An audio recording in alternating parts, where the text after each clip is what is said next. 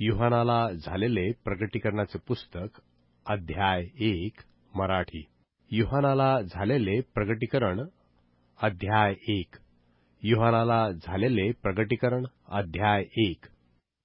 प्रस्तावना व सलाम. प्रस्तावना व सलाम. येशू ख्रिस्ताचे प्रकटीकरण हे त्याने आपला दूत पाठवून निजदास योहान ह्याला कळविले, जे लवकर झाले पाहिजे ते निजदासांना दर्शविण्याकरता त्याला हे परमेश्वरापासून प्राप्त झाले. त्याने परमेश्वराचे वचन व येशू ख्रिस्ताविषयीची साक्ष म्हणजे जे जे पाहिले त्याविषयी साक्ष दिली. या संदेशाचे शब्द वाचून दाखविणारा, ते ऐकणारे व त्यात लिहिलेल्या गोष्टी पाळणारे हे धन्य, कारण समय जवळ आला आहे. आसियातील 7 मंडळ्यास योहानाकडून, जो आहे, होता व येणार त्याचपासून, त्याच्या राजासनासमोर जे 7 आत्मे त्याचपासून, आणि विश्वासू साक्षी, मेलेल्यामधून प्रथम जन्मलेला व पृथ्वीवरील राजांचा अधिपती येशू ख्रिस्त याचपासून तुम्हास कृपा शांती ही असोत. जो आपल्यावर प्रीती करतो त्याने स्वरुधिराने आम्हाला आपल्या पातकापासून मुक्त केले आणि आपल्याला राज्य, आपल्या परमेश्वर पित्यासाठी याजक असे केले. त्याला गौरव व पराक्रम हे युगानुयुग आहेत. आमेन. पहा, तो मेघासहित येतो. प्रत्येक डोळा त्याला पाहिल. ज्यांनी त्याला भोसकले तेही पाहतील, आणि पृथ्वीवरील सर्व वंश त्याचमुळे ऊर बडवून घेतील. असे होणार. आमेन. प्रभू परमेश्वर जो आहे, होता व येणार, जो सर्व सत्ताधारी, तो म्हणतो, मी अल्फा व ओमेगा आहे. मनुष्याच्या पुत्राचा साक्षात्कार. मनुष्याच्या पुत्राचा साक्षात्कार.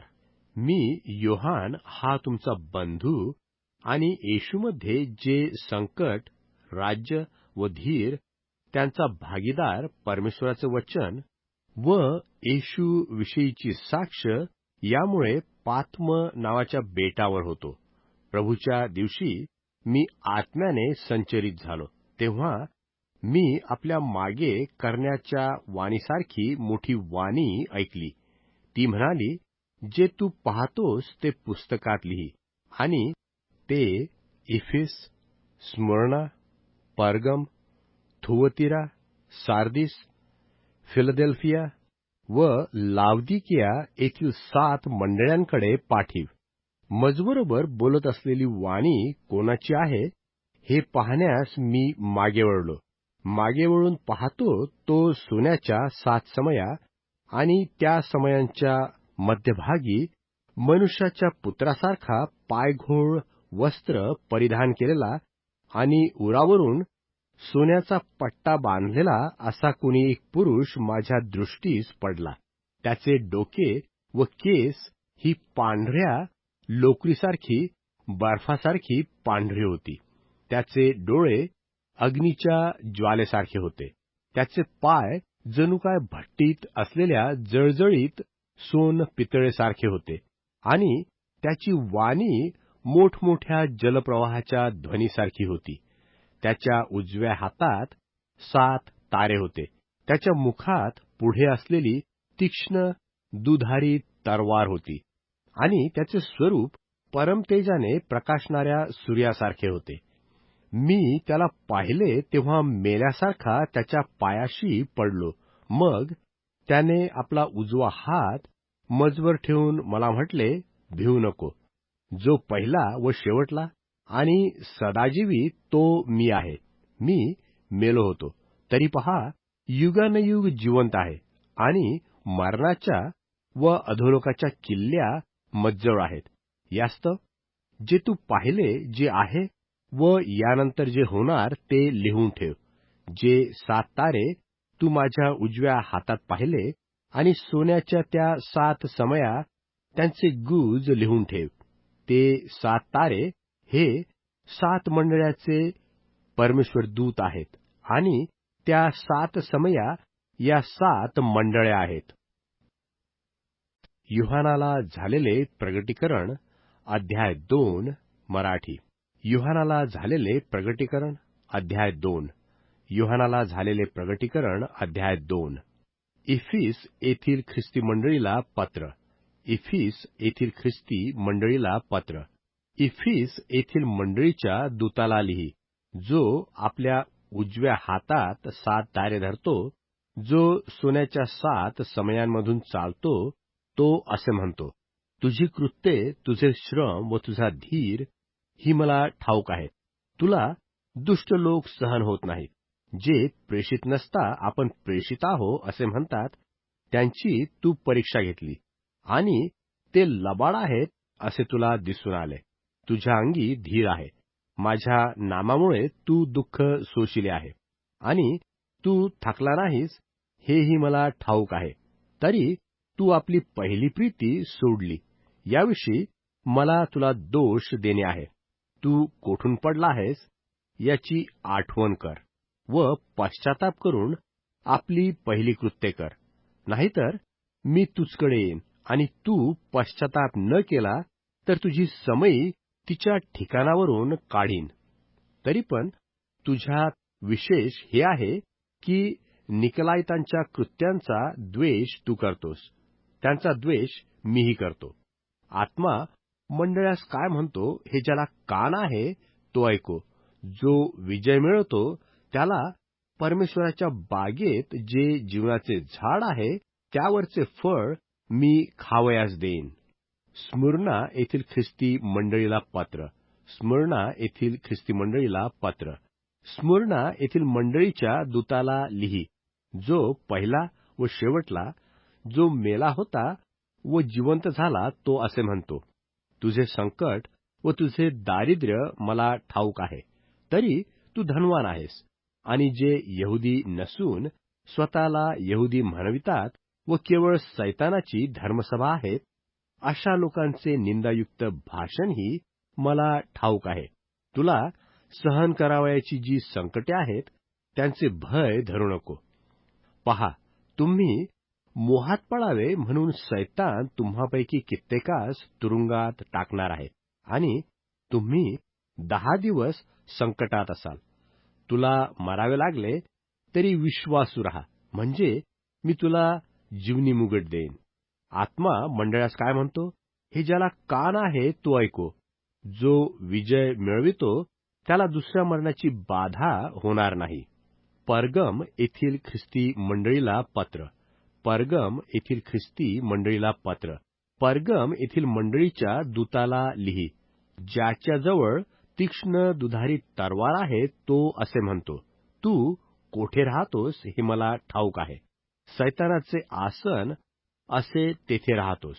तू माझे नाव दृढ धरून राहिला आहेस आणि माझा साक्षी, माझा विश्वासू अंतिपा तुझ्यापुढे, म्हणजे सैतान राहतो तेथे, जीवे मारला गेला. त्याच्या दिवसातही तू मजवरील विश्वास नाकारला नाही. तथापि मला तुला थोड्या गोष्टींविषयी दोष देणे आहे.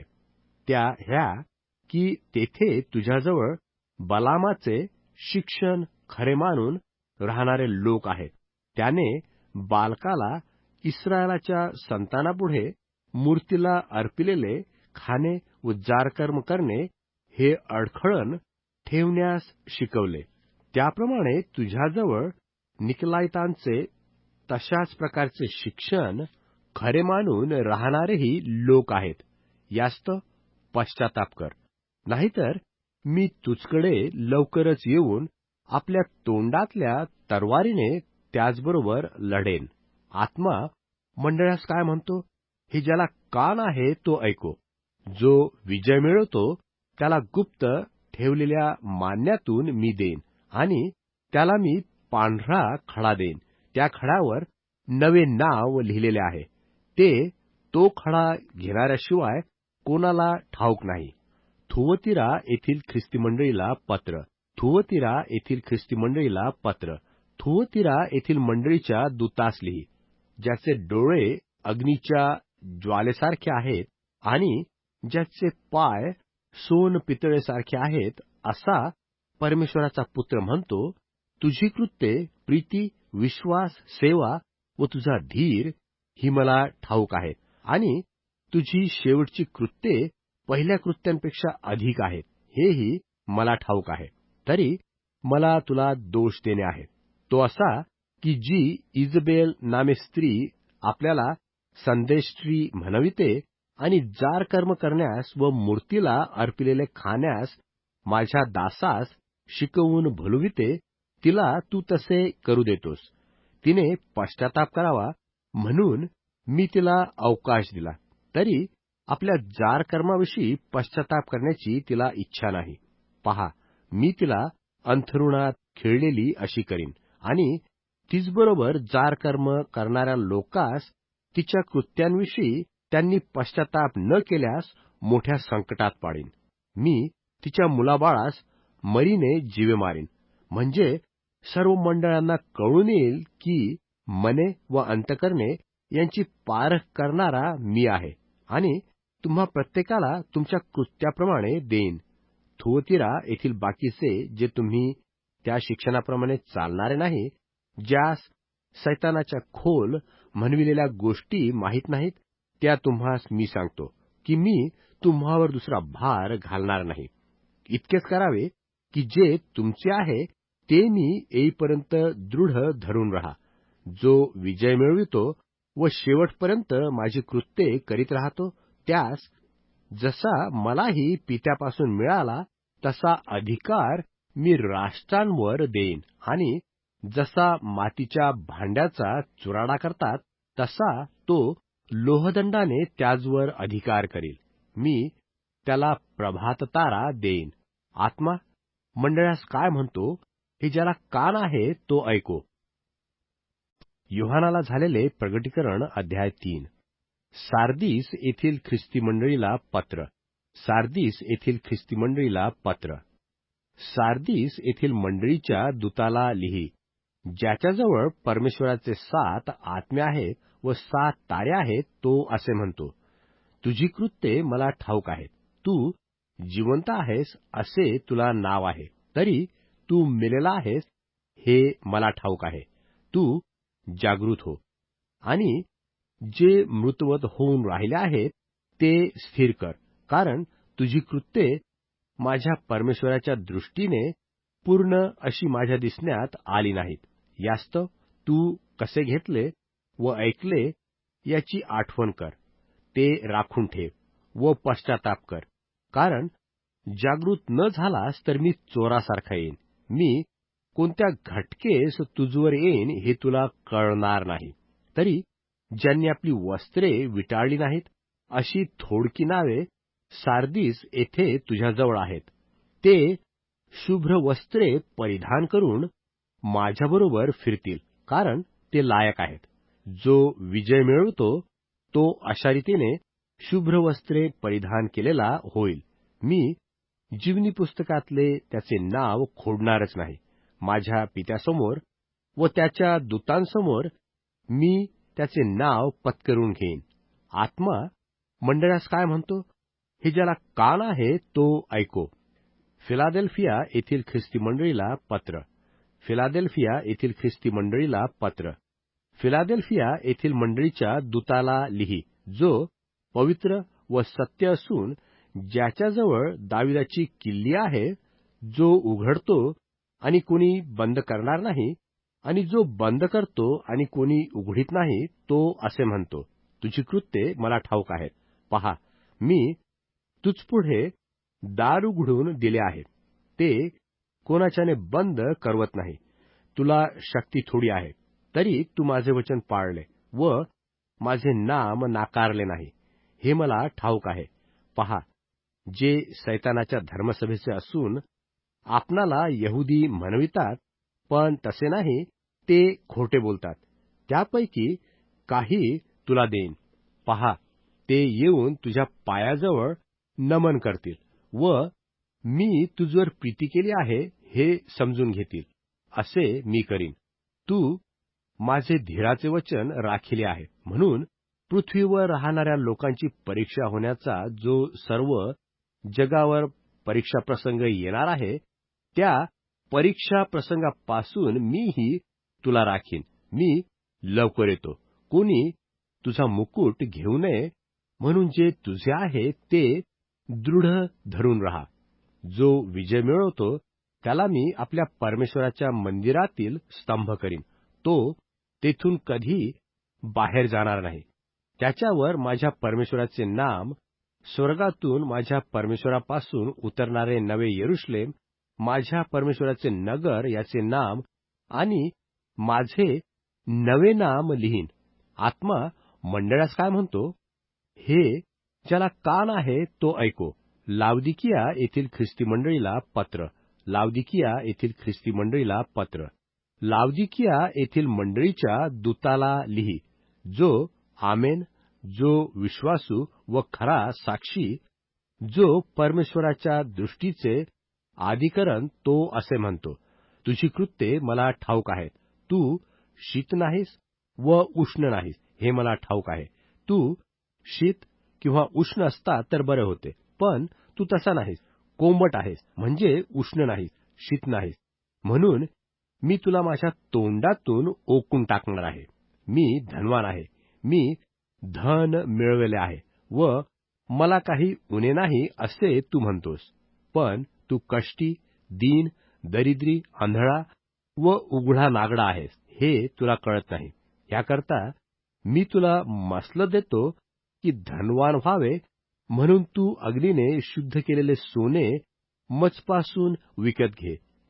तुझी लज्जास्पद नग्नता दिसण्यात येऊ नये म्हणून नेसावयास शुभ्र वस्त्रे विकत घे. आणि तुझी दृष्टी यावी म्हणून डोळ्यात घालण्यास अंजन विकत घे. जितक्यावर मी प्रीती करतो तितक्याला त्यांचे अपराध त्यांच्या पदरी घालून शिक्षा करतो. यास्त आस्था धर आणि पश्चाताप कर. पहा, मी दाराजवळ उभा आहे व ठोकीत आहे. जर कोणी माझी वाणी ऐकून दार उघडील तर मी त्याच्याजवळ आत जाईन व त्याचबरोबर जेवीन आणि तो मजबरोबर जेवील. जो विजय मिळवतो त्याला मी आपल्या राजासनावर आपल्याजवळ बसू देईन. मीही तसा विजय मिळवून आपल्या पित्याजवळ त्याच्या राजासनावर बसलो.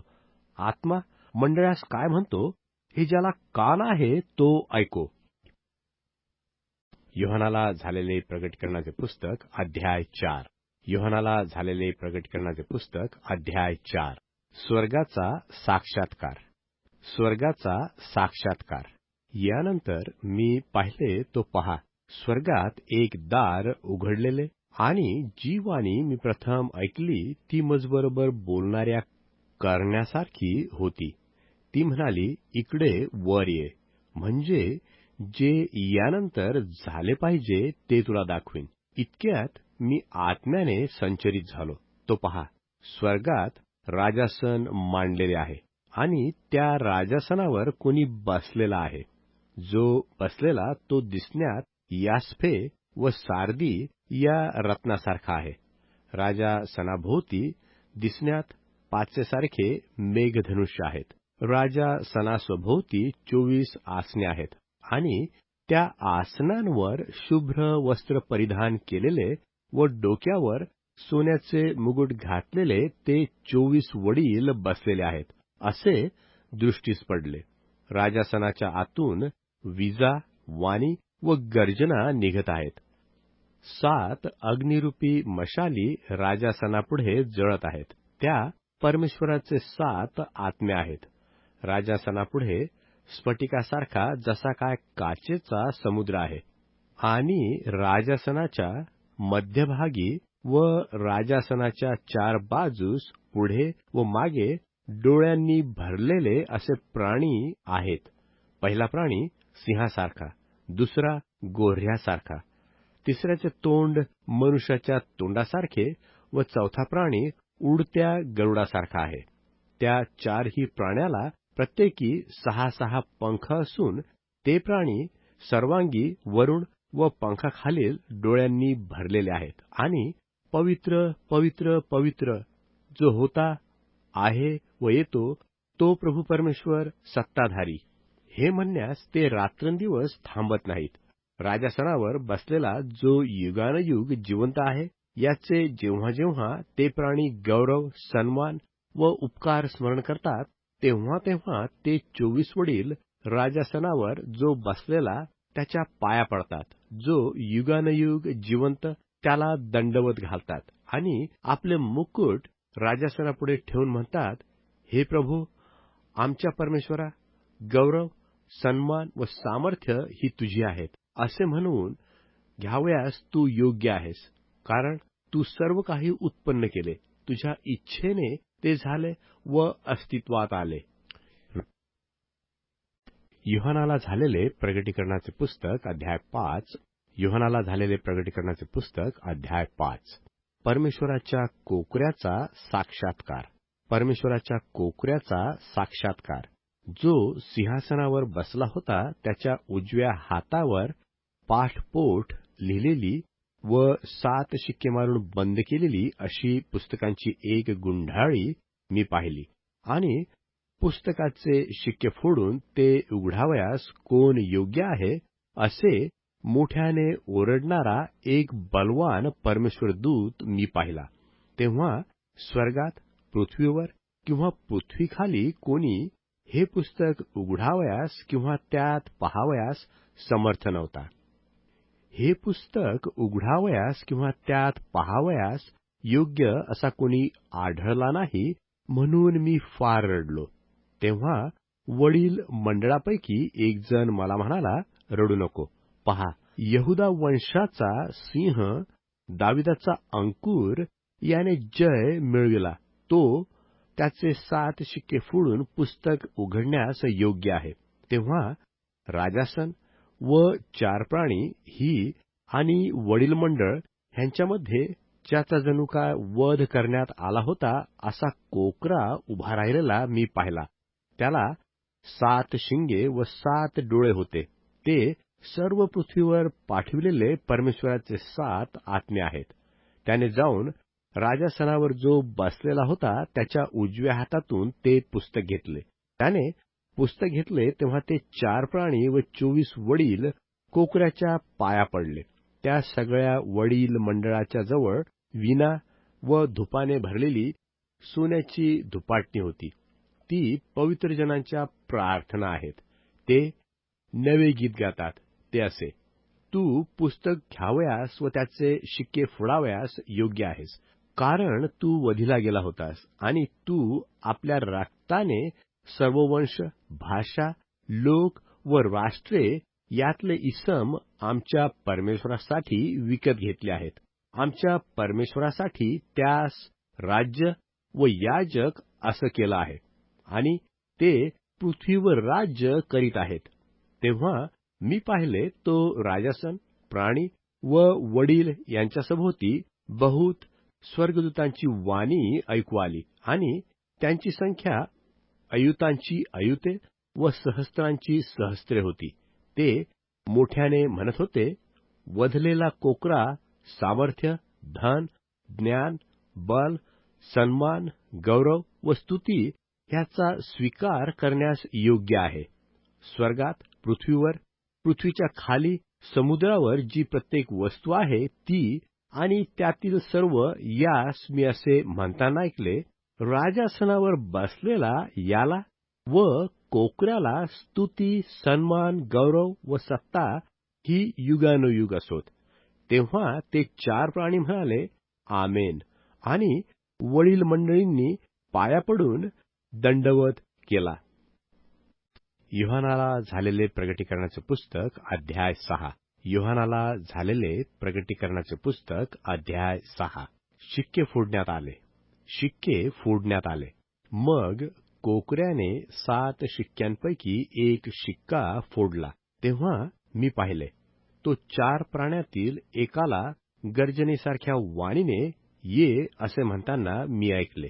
मग मी पाहिले तो पांढरा घोडा आणि त्याचवर बसलेला एक स्वार दृष्टीस पडला. त्याच्याजवळ धनुष्य होते व त्याला मुकुट देण्यात आला होता. तो जिंकीत व जिंकावयास निघाला. त्याने दुसरा शिक्का फोडला. तेव्हा मी दुसऱ्या प्राण्याला ये असे म्हणताना ऐकले. तेव्हा दुसरा घोडा पुढे चालला. तो अग्निस्वर्ण होता आणि त्याचवर बसलेल्या पुरुषाकडे पृथ्वीची शांती हरण करण्याचे आणि लोकांकडून एकमेकाचा वध करविण्याचे काम सोपविले होते. त्याला मोठी तरवार दिलेली होती. त्याने तिसरा शिक्का फोडला. तेव्हा मी तिसऱ्या प्राण्याला ये असे म्हणताना ऐकले. मग मी पाहिले, तो काळा घोडा आणि त्याचवर बसलेला एक पुरुष दृष्टीस पडला. त्याच्या हातात तागडी होती आणि 4 प्राण्यांच्या मधून निघालेल्या वाणीसारखी वाणी मी ऐकली.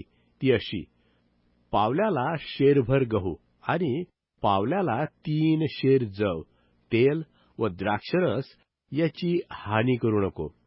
त्याने चौथा शिक्का फोडला. तेव्हा मी चौथ्या प्राण्याला ये असे म्हणताना ऐकले. मग मी पाहिले, तो फिक्का घोडा आणि त्यावर बसलेला एक पुरुष दृष्टीस पडला. त्याचे नाव मृत्यू त्याच्या मागून अधोलोक चालला होता. त्यांना तरवारीने, दुष्काळाने, मरणाने व पृथ्वीवरील श्वापदाकडून माणसांना मारण्याचा अधिकार पृथ्वीच्या चौथ्या भागावर दिला होता. त्याने 5वा शिक्का फोडला. तेव्हा मी वेदीखाली आत्मे पाहिले. ते आत्मे परमेश्वराच्या वचनामुळे व त्यांनी जी साक्ष पटवली होती तीचमुळे जीवे मारलेल्या लोकांचे होते. ते मोठ्याने ओरडून म्हणाले, हे प्रभू, जो तू पवित्र व सत्य आहेस, तो तू न्यायनिवाडा करीत नाहीस आणि पृथ्वीवर राहणाऱ्या जनांपासून आमच्या रक्ताचा सूड घेत नाहीस. हे किती वेळ चालणार? तेव्हा त्या प्रत्येकास एक एक शुभ्र झगा देण्यात आला आणि त्यास असे सांगण्यात आले की तुमचे सोबतीचे दास व तुमचे बंधू तुम्हासारखे जीवे मारले जाणार. त्यांची संख्या पूर्ण होईपर्यंत तुम्ही आणखी थोडा वेळ स्वस्थ राहा. त्याने 6वा शिक्का फोडला. तेव्हा मी पाहिले, तो मोठा भूमिकंप झाला. सूर्य केसाच्या तरटासारखा काळा झाला व सगळा चंद्र रक्तासारखा झाला. अंजिराचे झाड मोठ्या वाऱ्याने हलले, म्हणजे त्याची कच्ची फळे जशी खाली पडतात तसे आकाशातील तारे पृथ्वीवर पडले. एखादे पुस्तक गुंढाळावे तसे आकाश गुंढाळून जाऊन निघून गेले आणि सर्व डोंगर व बेटे आपापल्या ठिकाणावरून सरकून गेली. पृथ्वीवरील राजे व मोठे अधिकारी, सरदार, श्रीमंत व बलवान लोक, सर्व दास व सर्व स्वतंत्र माणसे गुहात व डोंगरातील खडकात लपली आणि ते डोंगरास व खडकास म्हणाले, आम्हावर पडून राजासनावर बसलेल्या पुरुषाच्या तोंडापुढून व कोकऱ्याच्या क्रोधापासून आम्हास लपवा, कारण त्यांच्या क्रोधाचा मोठा दिवस आला आहे आणि त्यापुढे कोण टिकेल? योहानाला झालेले प्रगटीकरण अध्याय 7. योहानाला झालेले प्रगटीकरण अध्याय 7. 144 हजारांवर शिक्का. 144 हजारांवर शिक्का. त्यानंतर मी 4 परमेश्वरदूतास पृथ्वीच्या 4 कोपऱ्यांवर उभे राहिलेले पाहिले. ते पृथ्वीवरून व समुद्रावरून वारा वाहू नये व कोणत्याही झाडाला लागू नये म्हणून पृथ्वीच्या 4 वाऱ्यास धरून ठेवित होते. मी दुसरा एक परमेश्वरदूत सूर्याच्या उगवतीपासून वर चढताना पाहिला. त्याच्याजवळ सदाजीवी परमेश्वराचा शिक्का होता. ज्या 4 परमेश्वरदूतांकडे पृथ्वीला व समुद्राला उपद्रव करण्याचे सोपवले होते, त्यास तो मोठ्याने म्हणाला, आमच्या परमेश्वराचे जे दास आहेत त्यांच्या कपाळावर आम्ही शिक्का मारीपर्यंत पृथ्वीला, समुद्राला व झाडांना उपद्रव करू नका. ज्यांच्यावर शिक्का करण्यात आला त्यांची संख्या मी ऐकली. इस्रायल लोकांच्या सर्व वंशांपैकी 144 हजारांवर शिक्का मारण्यात आला. यहुदा वंशापैकी 12 हजारांवर शिक्का मारण्यात आला. रौबेन वंशापैकी 12 हजारांवर, गाद वंशापैकी 12 हजारांवर आशेर वंशापैकी 12,000 नफ्ताली वंशापैकी 12,000 मनश्शे वंशापैकी 12,000 शिमोन वंशापैकी 12,000 लेवी वंशापैकी 12,000 इस्साखार वंशापैकी 12,000 जुबलून वंशापैकी 12,000 योसेफ वंशापैकी 12,000 बन्यामीन वंशापैकी 12,000 शिक्का झाला. स्वर्गातील उद्धार पावलेल्यांचा साक्षात्कार. स्वर्गातील उद्धार पावलेल्यांचा साक्षात्कार. त्यानंतर मी पाहिले तो सर्व राष्ट्रे, वंश, लोक व भाषा यापैकी कोणाच्याने मोजणी करणे शक्य नाही असा शुभ्र झगे परिधान केलेला व हाती झावळ्या असलेला मोठा लोकसमुदाय राजासनासमोर व कोकऱ्यासमोर उभा राहिलेला माझ्या दृष्टीस पडला. ते उच्च वाणीने म्हणत होते, राजासनावर बसलेल्या आमच्या परमेश्वराचा व कोकऱ्याचा तारणाबद्दल महिमा हो. तेव्हा राजासन, वडील मंडळ व 4 प्राणी यांच्या भोवते सर्व परमेश्वरदूत उभे होते. ते राजासनासमोर उपडे पडून परमेश्वराला दंडवत घालून म्हणाले, आमेन. धन्यवाद, गौरव, ज्ञान, उपकार, स्मरण, सन्मान, सामर्थ्य व बळ ही युगानयुग आमच्या परमेश्वराची आहेत. आमेन. तेव्हा वडील मंडळांपैकी एकाने मला म्हटले, शुभ्र झगे परिधान केलेले हे कोण आहेत व कोठून आले? मी त्याला म्हणालो, प्रभू, हे तुला ठाऊक आहे. तो मला म्हणाला, मोठ्या संकटातून येतात ते हे आहेत. ह्यांनी आपले झगे कोकऱ्याच्या रक्तात धुवून शुभ्र केले आहेत. यामुळे ते परमेश्वराच्या राजासनासमोर आहेत. ते अहोरात्र त्याच्या मंदिरात त्याची सेवा करतात आणि राजासनावर बसलेला त्याचवर आपला मंडप करील. ते यापुढे भुकेले असे होणार नाहीत व तान्हेलेही होणार नाहीत.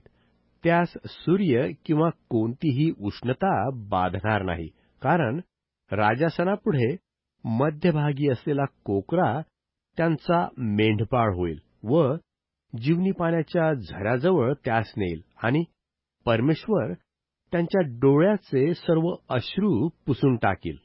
The revelation. योहानाला झालेले प्रगटीकरण अध्याय 8. योहानाला झालेले प्रगटीकरण अध्याय 8. 7 करण्यांचा नाद होणे. 7 करण्यांचा नाद होणे. त्याने 7वा शिक्का फोडल्यावर स्वर्गात सुमारे अर्धा तासापर्यंत निवांत झाले. तेव्हा परमेश्वरासमोर उभे राहणारे 7 परमेश्वर दूत मी पाहिले. त्यास 7 करणे दिले होते. मग दुसरा एक स्वर्गदूत येऊन वेदीपुढे उभा राहिला. त्याच्याजवळ सोन्याचे धुपाटणे होते आणि सर्व पवित्र जनांच्या प्रार्थनासह राजा सणासमोरच्या सोन्याच्या वेदीवर धूप ठेवण्याकरता त्याचजवळ तो धूप पुष्कळ दिला होता. परमेश्वरदूताच्या हातातून धूपाचा धूर पवित्र जनांच्या प्रार्थनासह परमेश्वरासमोर वर चढला. तेव्हा परमेश्वरदूताने धुपाटणे घेऊन त्यात वेदीवरचा अग्नी भरून पृथ्वीवर टाकला. तो गर्जना, वाणी, विजा व भूकंप ही झाली. मग ज्या 7 परमेश्वर दूतांजवळ 7 करणे दिले होते ते वाजविण्यास ते सिद्ध झाले. पहिल्या परमेश्वर दूताने कर्णा वाजविला तो रक्तमिश्रित गारा व अग्नी उत्पन्न होऊन त्यांची पृथ्वीवर वृष्टी झाली. तेव्हा पृथ्वीचा तृतीयांश जळून गेला, झाडांचा तृतीयांश जळून गेला व सर्व हिरवे गवत जळून गेले. दुसऱ्या परमेश्वर दूताने कर्णा वाजविला तो अग्नीने पेटलेल्या मोठ्या डोंगरासारखे समुद्रात काही टाकले गेले. समुद्राच्या तृतीयांशाचे रक्त झाले आणि समुद्राच्या उत्पत्तीतील तृतीयांश प्राणी मरण पावले. तसेच तृतीयांश तारवांचा नाश झाला. तिसऱ्या परमेश्वरदूताने कर्णा वाजविला, तो मशालीसारखा पेटलेला मोठा तारा आकाशातून खाली पडला. तो नद्यांच्या तृतीयांशावर व पाण्याच्या झऱ्यावर पडला. त्या ताऱ्याचे नाव कडुदवना आणि पाण्याच्या तृतीयांशाचा कडुदवना झाला. आणि त्या पाण्याने मनुष्यांपैकी पुष्कळ मेली, कारण ते कडू झाले होते. चौथ्या परमेश्वरदूताने कर्णा वाजविला. तो स्वर्गाचा तृतीयांश, चंद्राचा तृतीयांश व ताऱ्यांचा तृतीयांश याजवर प्रहार झाला. त्यांचा तृतीयांश अंधकारमय व्हावा आणि दिवसाच्या तसे रात्रीच्याही तृतीयांशात प्रकाश पडू नये म्हणून असे झाले. मी पाहिले, तो एक गरुड अंतराळाच्या मध्यभागी उडताना दृष्टीस पडला. त्यास मोठ्याने असे म्हणताना मी ऐकले, जे 3 परमेश्वरदूत कर्णा वाजविणार आहेत, त्यांच्या करण्याच्या होणाऱ्या ध्वनीने पृथ्वीवर राहणाऱ्या जनांवर अनर्थ, अनर्थ, अनर्थ येणार. योहानाला झालेले प्रगटीकरण अध्याय 9. योहानाला झालेले प्रगटीकरण अध्याय 9. 5व्या परमेश्वरदूताने कर्णा वाजविला, तो एक तारा आकाशातून पृथ्वीवर पडलेला माझ्या दृष्टीस पडला. त्याच्याजवळ अगाध कूपाची किल्ली दिली होती. त्याने अगाध कूप उघडला. तो त्यातून मोठ्या भट्टीच्या धुरासारखा धूर बाहेर येऊन वर चढला, आणि कुपाच्या धुराने सूर्य व अंतराळ ही अंधकारमय झाली. त्या धुरातून टोळ निघून पृथ्वीवर उतरले. त्यास पृथ्वीवरील विंचवासारखी शक्ती दिली होती. त्यास असे सांगितले होते की पृथ्वीवरील गवताला, कोणत्याही हिरवळीला व कोणत्याही झाडाला उपद्रव करू नये, तर ज्या मनुष्यांच्या कपाळावर परमेश्वराचा शिक्का नाही त्यास मात्र करावा. त्यास जीवे मारण्याचे त्याचकडे सोपविले नव्हते, तर मात्र 5 महिने पीडा देण्याचे सोपविले होते. त्यापासून होणारी पीडा विंचू मनुष्याला नांगी मारतो तेव्हा होणाऱ्या पीडेसारखा होता. त्या दिवसात मनुष्य मरणाचा प्रसंग पाहतील तरी तो त्यास मिळणार नाही. मरावयाची उत्कंठा धरतील तरी मरण त्याचपासून दूर पडेल. त्या टोळांचा आकार लढाईसाठी सज्ज केलेल्या घोड्यांच्या आकारासारखा होता. त्यांच्या डोक्यावर सोन्यासारखे दिसणारे मुकुट होते, आणि त्यांचे तोंडवळे माणसांच्या तोंडवळ्यासारखे होते. त्यांचे केस स्त्रियांच्या केसासारखे होते, आणि त्यांचे दात सिंहांच्या दातासारखे होते. त्यास उरस्त्राणे होती, ती लोखंडी उरस्त्राणासारखी दिसत होती, आणि त्यांच्या पंखांचा आवाज लढाईत धावणाऱ्या पुष्कळ घोड्यांच्या रथांच्या आवाजासारखा होता. त्यास विंचवासारखी शेपटे व नांग्या आहेत, आणि मनुष्यास 5 महिने उपद्रव करण्याची शक्ती त्यांच्या शेपटात आहे. अगाध कुपाचा दूत हा त्याचवर राजा आहे. इब्री भाषेमध्ये त्याचे नाव अबद्दोन आणि हेलनी भाषेतले त्याचे नाव अपुल्वोन आहे. पहिला अनर्थ होऊन गेला. पहा, यानंतर आणखी 2 अनर्थ येणार आहेत. नंतर 6व्या परमेश्वरदूताने कर्णा वाजविला, तो परमेश्वरासमोरील सुवर्णवेदीच्या शिंगामधून झालेली एक वाणी मी ऐकली. कर्णा असलेल्या 6व्या परमेश्वरदूताला ती म्हणाली, फरात महानदीवर बांधून ठेवलेल्या 4 परमेश्वरदूतांना मोकळं कर. तेव्हा मनुष्यांपैकी तृतीयांश मनुष्य जीवे मारण्याकरता नेमलेली घटका, दिवस, महिना व वर्ष यासाठी तयार केलेले हे 4 परमेश्वरदूत मोकळे झाले. स्वारांच्या सैन्यांची संख्या 20 कोटी होती. ही त्यांची संख्या मी ऐकली. त्या दृष्टांतात घोडे व त्यावर बसलेले स्वार मी पाहिले. त्यास अग्नी, नीळ व गंधक यांच्या रंगाची उरस्त्राणे होती. त्या घोड्यांची डोकी सिंहाच्या डोक्यांसारखी होती, आणि त्यांच्या तोंडातून अग्नी, धूर व गंधक ही निघत होती. त्यांच्या तोंडातून निघणारे अग्नी, धूर व गंधक या 3 पिडांमुळे तृतीयांश मनुष्य जीवे मारली गेली. त्या घोड्यांची शक्ती त्यांच्या तोंडात व त्यांच्या शेपटात आहे. त्यांची शेपटे सापासारखी असून त्यास डोकी आहेत आणि त्यांनी ते उपद्रव करतात. त्या पिडांनी जीवे न मारल्या गेलेल्या अशा बाकीच्या मनुष्यांनी आपल्या हातच्या कृत्यांविषयी पश्चाताप केला नाही. म्हणजे भूते व ज्यास पाहता, ऐकता व चालता येत नाही, अशा सोन्याच्या, रुप्याच्या, पितळेच्या, दगडाच्या व लाकडाच्या मूर्ती यांची पूजा करणे त्यांनी सोडले नाही आणि त्यांनी केलेल्या नरहत्या, चेटके, जारकर्मे व चोऱ्या याबद्दलही पश्चाताप केला नाही. योहानाला झालेले प्रगटीकरण अध्याय 10. योहानाला झालेले प्रगटीकरण अध्याय 10.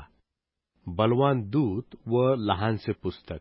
बलवान दूत व लहानसे पुस्तक.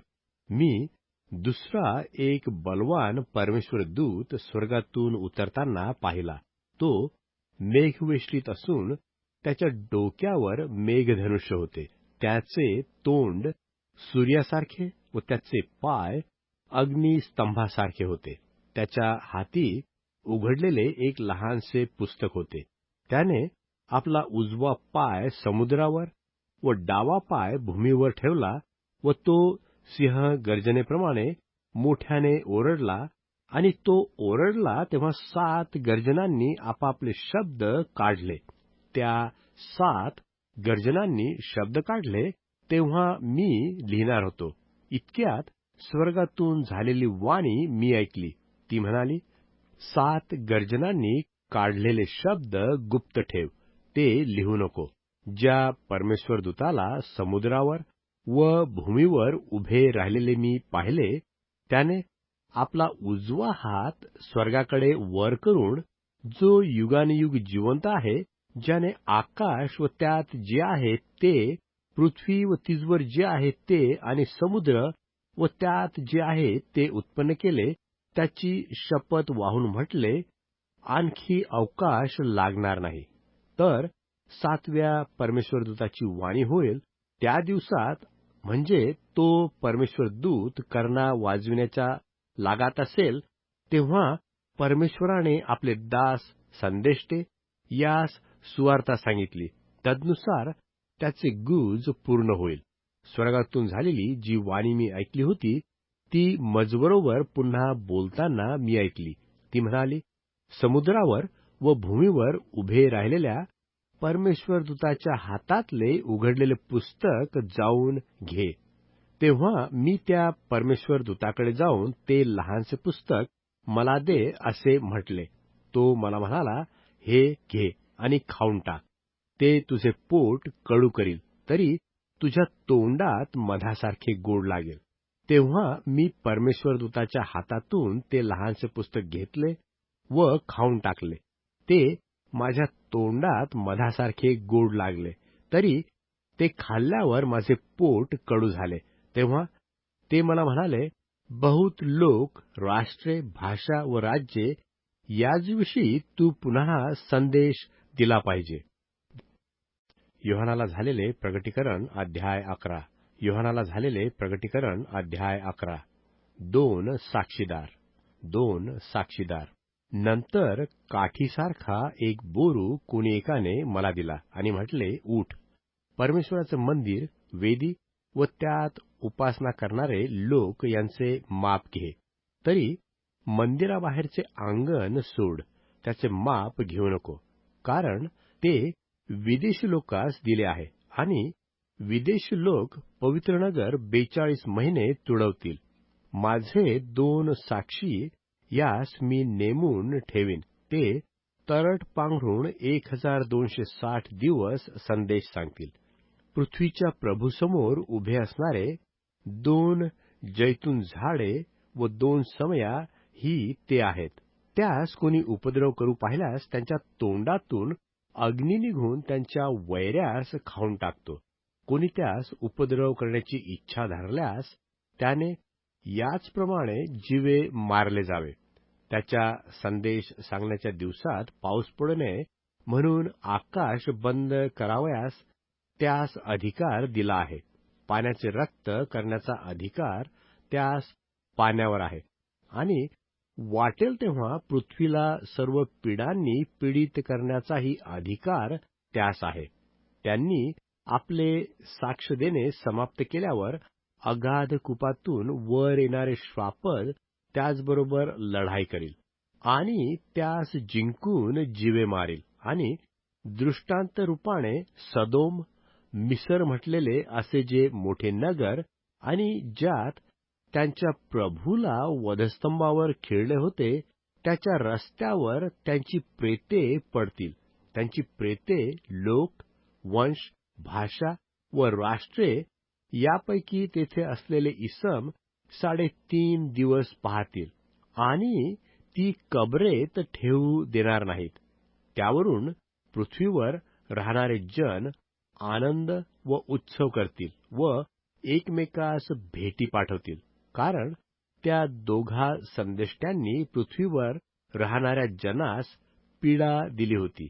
पुढे 3.5 दिवसांनंतर जीवनाचा आत्मा परमेश्वरापासून येऊन त्यामध्ये शिरला, तेव्हा ते आपल्या पायावर उभे राहिले आणि ज्यांनी त्यांना पाहिले त्यांना मोठे भय वाटले. तेव्हा स्वर्गातून निघालेली मोठी वाणी त्यांनी आपणाबरोबर बोलताना ऐकली. ती म्हणाली, इथे वर या. मग ते मेघारूढ होऊन स्वर्गात वर गेले. तेव्हा त्यांचे वैरी त्यास पाहत होते. त्याच घटकेस मोठा भूमिकंप झाला. तेव्हा त्या नगराचा 10वा भाग पडला.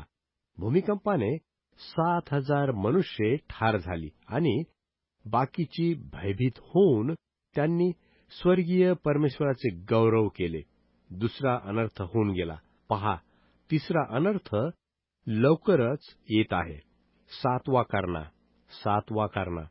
7व्या परमेश्वर दूताने कर्णा वाजविला तर स्वर्गात मोठ्या वाण्या झाल्या.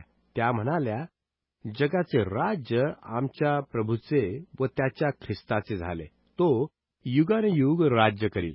तेव्हा परमेश्वरासमोर आपल्या आसनावर बसलेले 24 वडील उपडे पडून परमेश्वराला दंडवत घालून म्हणाले, हे प्रभू परमेश्वरा, हे सर्व सत्ताधारी, जो तू आहेस व होतास, तू आपले महान सामर्थ्य हाती घेऊन राज्यारूढ झालास, म्हणून आम्ही तुझे आभार प्रदर्शन करतो. राष्ट्रे क्रोधाविष्ट झाली. तुझ्या क्रोधाची वेळ आली. मृतांचा न्याय करण्याची वेळ आणि तुझे दास संदेष्टे, तुझे पवित्र जन, तुझ्या नावाची भीती बाळगणारे लहान थोर, यास वेतन देण्याची वेळ आणि पृथ्वीचा नाश करणाऱ्यांचा नाश करण्याची वेळ आली आहे. तेव्हा स्वर्गातले परमेश्वराचे मंदिर उघडले. त्याच्या मंदिरात त्याच्या कराराचा कोश दृष्टीस पडला आणि विजा, भिन्न भिन्न वाणी, गर्जना, भूमिकंप आणि मोठ्या गारांची वृष्टीही झाली. योहानाला झालेले प्रगटीकरण अध्याय 12. योहानाला झालेले प्रगटीकरण अध्याय 12. स्त्री व अजगर यांचा साक्षात्कार. स्त्री व अजगर यांचा साक्षात्कार. नंतर स्वर्गात एक मोठे चिन्ह दृष्टीस पडले. एक स्त्री दिसली. ती सूर्य पांघरलेली होती आणि तिच्या पायाखाली चंद्र व तिच्या मस्तकावर 12 ताऱ्यांचा मुकुट होता. ती गरोदर होती आणि वेना घेऊन प्रसूतीच्या कष्टांनी ओरडत होती. स्वर्गात दुसरे एक चिन्ह दृष्टीस पडले. पहा, एक मोठा अग्निवर्ण अजगर दिसला. त्याला 7 डोकी व 10 शिंगे होती आणि त्याच्या डोक्यावर 7 मुकुट होते. त्याच्या शेपटाने आकाशातील ताऱ्यांचा तृतीयांश ओढला जाऊन तो पृथ्वीवर पडला आणि ती स्त्री प्रसवेल तेव्हा तिचे मूल खाऊन टाकावे म्हणून तो अजगर त्या प्रसवणाऱ्या स्त्रीपुढे उभा राहिला होता. इतक्यात ती स्त्री पुत्र प्रसवली सर्व राष्ट्रांवर लोखंडी दंडाने राज्य करील असे पुत्र संतान प्रसवली. ते तिचे मूल परमेश्वराकडे व त्याच्या राजासनाकडे वर नेण्यात आले. ती स्त्री रानात पळून गेली. तेथे तिचे 1260 दिवस पोषण व्हावे म्हणून परमेश्वराने तयार केलेली तिची जागा होती. जेव्हा स्वर्गात युद्ध झाले, मिखाएल व त्याचे दूत अजगराबरोबर युद्ध करण्यास निघाले आणि त्याबरोबर अजगर व त्याचे दूत लढले. तरी त्यांचे काही चालले नाही आणि स्वर्गात त्यांचे ठिकाणी आणखी सापडले नाही. मग मोठा अजगर खाली टाकण्यात आला. सर्व जगाला ठकविणारा दियाबल व सैतान म्हटलेला जुनाट साप ह्याला खाली पृथ्वीवर टाकण्यात आले व त्याबरोबर त्याच्या दूतास टाकण्यात आले. तेव्हा मी स्वर्गात मोठी वाणी ऐकली. ती म्हणाली, आता तारण, सामर्थ्य व राज्य आमच्या परमेश्वराचे झाले आहे व अधिकार त्याच्या ख्रिस्ताचा झाला आहे. कारण जो आमच्या बंधूंना दोष देणारा, आमच्या परमेश्वरासमोर रात्रंदिवस त्याचवर दोषारोप करणारा, तो खाली टाकण्यात आला आहे.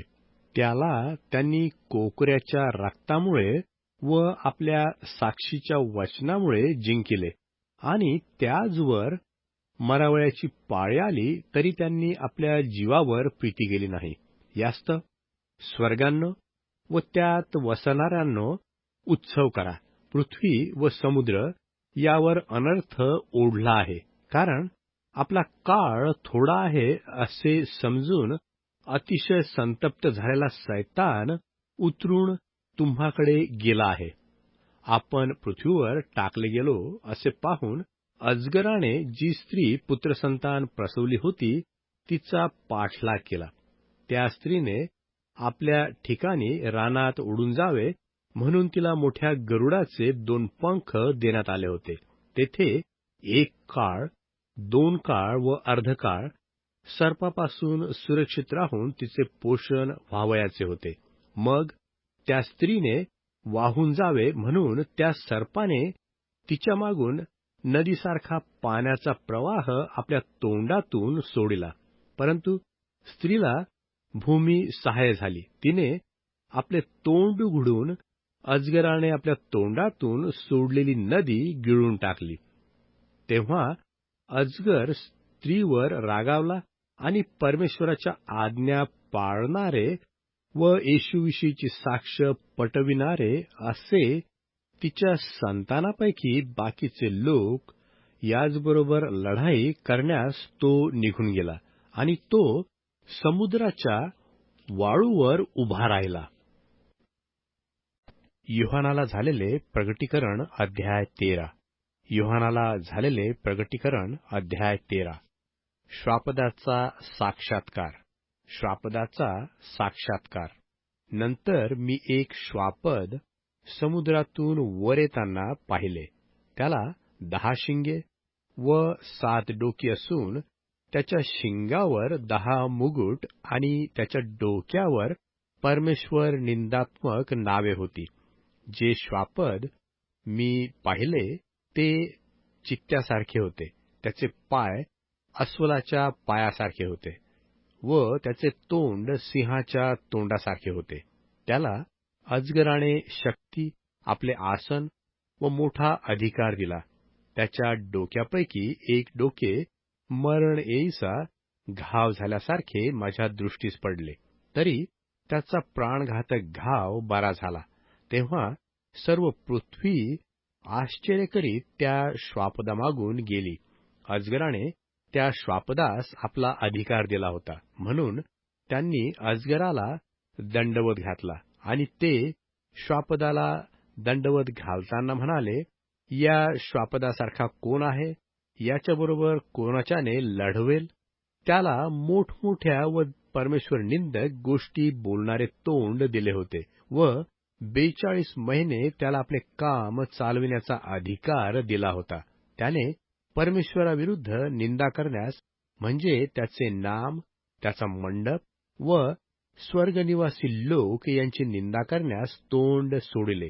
पवित्र जनांबरोबर लढण्याचे व त्यास जिंकण्याचे कार्य त्याचकडे सोपविले होते आणि सर्व वंश, लोक, भाषा व राष्ट्रे यावर अधिकार त्याला दिला होता. ज्या कोणाची नावे जगाच्या स्थापनेपासून वधलेल्या कोकऱ्याच्या जीवनी पुस्तकात लिहिलेली नाहीत, असे पृथ्वीवर राहणारे सर्वजण त्या श्वापदाला नमन करतील. ज्या कोणाला कान आहे तो ऐको. कैदेत जावयाचा तो कैदेत जातो. कोणी कोणास तलवारीने जीवे मारेल तर त्याला तलवारीने मरणे भाग आहे. यावरून पवित्र जनांचा धीर व विश्वास दिसून येतो. नंतर मी दुसरे एक श्वापद भूमीतून वर येताना पाहिले. त्याला कोकरासारखे 2 शिंगे होती. ते अजगरासारखे बोलत होते. हे पहिल्या श्वापदाचा सर्व अधिकार त्याच्या समक्ष चालविते आणि ज्या पहिल्या श्वापदाचा प्राणघातक घाव बरा झाला होता त्याला पृथ्वीने व तिजवर राहणाऱ्या जनांनी नमन करावे असे करते. ते मोठी चिन्हे करते. मनुष्यासमक्ष आकाशातून पृथ्वीवर अग्नी पाडावा असे देखील करते. जी चिन्हे त्या श्वापदासमक्ष करण्याचे त्याकडे सोपविले होते त्यावरून ते पृथ्वीवर राहणाऱ्या जनास ठकविते. म्हणजे तलवारीचा घाव लागला असून जिवंत राहिलेल्या श्वापदाप्रित्यर्थ मूर्ती करावयास पृथ्वीवर राहणाऱ्या जनास ते सांगते. या श्वापदाच्या मूर्तीत प्राण घालावयाचे त्याच्या हाती दिले होते, यासाठी की श्वापदाच्या मूर्तीने बोलावे आणि जे कोणी त्या श्वापदाच्या मूर्तीला नमन करणार नाहीत ते जीवे मारले जावे, असे तिने घडवून आणावे. लहान थोर, धनवान, दरिद्री, स्वतंत्र व दास या सर्वांनी आपल्या उजव्या हातावर किंवा कपाळावर खून करून घ्यावी आणि ज्यावर ती खून म्हणजे त्या श्वापदाचे नाव किंवा नावाने दर्शविलेली संख्या आहे तिच्याशिवाय कोणाला विकत घेता येऊ नये किंवा विकत देता येऊ नये असे ते करते. हे अकलेचे काम आहे. ज्याला बुद्धी आहे त्याने श्वापदाचे नाव त्या संख्येवरून काढावे. त्या संख्येवरून मनुष्याचा बोध होतो. ती त्याची संख्या 666 आहे. योहानाला झालेले प्रकटीकरण अध्याय 14. योहानाला झालेले प्रकटीकरण अध्याय 14. कोकरा व उद्धार पावलेले यांचा साक्षात्कार. कोकरा व उद्धार पावलेले यांचा साक्षात्कार. नंतर मी पाहिले तो पहा, कोकरा सियोन डोंगरावर उभा राहिलेला माझ्या दृष्टीस पडला. त्याच्याबरोबर त्याचे नाव व त्याच्या पित्याचे नाव कपाळावर लिहिलेले असे 140,000 लोक होते आणि बहुत जलप्रवाहाच्या शब्दासारखी व मोठ्या गर्जनेच्या शब्दासारखी स्वर्गातून निघालेली वाणी मी ऐकली.